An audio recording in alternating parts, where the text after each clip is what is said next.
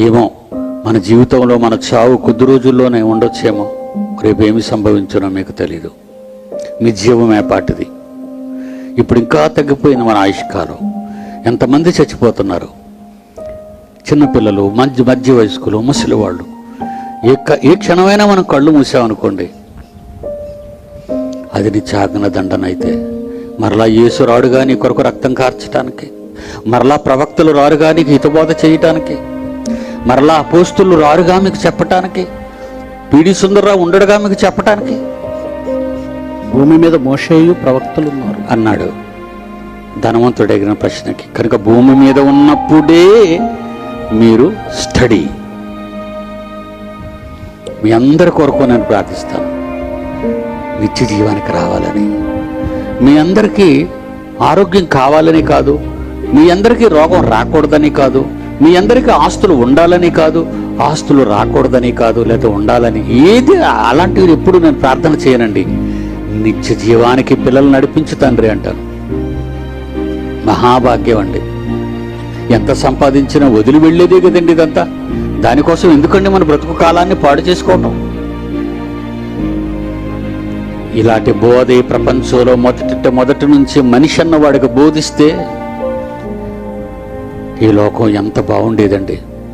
కొన్ని వేల కోట్ల రూపాయలు విలువైన సంపదను తన దేహం కోసం సమకూర్చుకుంది అమ్మ జయమ్మ, జయలలితమ్మ. అమ్మ కొన్ని వేల కోట్లు అండర్ గ్రౌండ్ నిండా బంగారం. ఏదమ్మా? లేదమ్మా. ఏమైందమ్మా? పోయిందమ్మా. అంతకంటే గొప్పవాళ్ళ మీరు?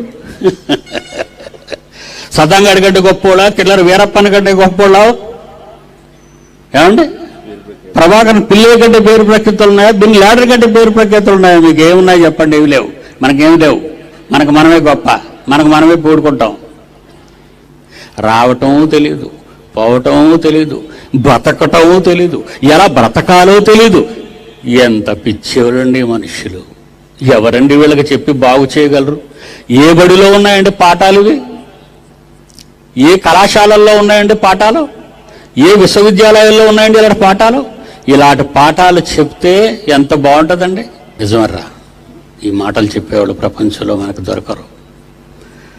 లోకం సాతాన్ని వెంబడిస్తూ పోతుంది సుఖాల కోసం. వద్దు, మనం ఇప్పుడు కళ్ళు మూస్తాం మనకు తెలియదు.